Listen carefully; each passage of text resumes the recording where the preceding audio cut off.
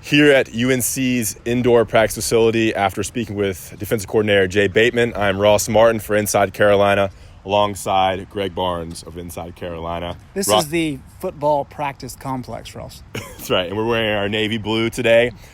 We spoke with Jay Bateman for about 13 minutes. He broke down every position, a lot of key players, spoke about how they have kind of taken over the offense in recent practices and scrimmages. Greg, your initial takeaways after speaking with Bateman? Yeah, well, kind of like we've talked about on podcasts throughout this week, Bateman really kind of wasn't too hype on the idea that the defense was so much ahead of the offense. Coach Brown said it best. I think defensively you're usually ahead of the offense at this time of preseason camp because, on offense, if one guy screws up, it can mess the whole play up, So we're trying, defense, one or two guys does a really good job, you can win the rep. And so that's one of the reasons the defense is probably ahead at this point. Although I will say, what stood out to me more than anything about what Jay talked about was the entire time he was talking about guys that maybe aren't with the ones, that are with the twos and the threes who have impressed him. And as we came into training camp, the key element for this defense was building depth. And we could talk about a lot of different guys if you want to, but I think that's my main takeaway is all these guys that have impressed Jay, and that's critically important for what UNC wants to do this year. I think what's helped with the new defense is the fact they have a lot of seniors in key positions, Jason Strobridge and Aaron Crawford up front, Miles Woolfolk at safety, and Patrice Renee there. And I think the concern has been depth, like you said, especially on the defensive line. It seems like Jaleel Taylor and Zach Gill have stepped up. He spoke on Christian Varner, Tamari Fox, and other players.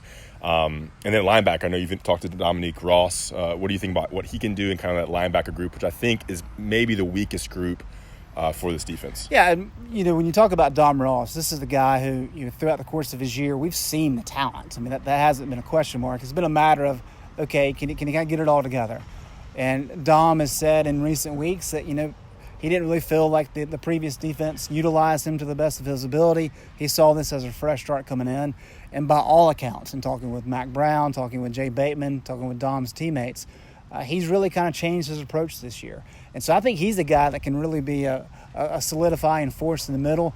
When you talk about guys like Aaron Crawford at nose tackle, Dom Ross in the middle, and then you get your 2 Miles at safety, if you got a strong core of your defense, that goes a long way. And so if Dom is really taking that step up like it sounds like he has, again, that bodes very well for this defense. And you have young linebackers like Jeremiah Gamel and Chaz Surratt, who's never played the position in college, alongside Dominic Cross, who, he's an athletic, long guy, could probably rush the passer better this season. He'll have an opportunity to do that as well.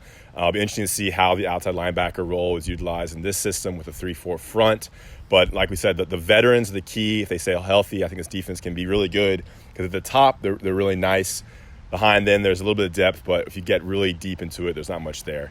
Anything else to add about this defense in particular that stood out?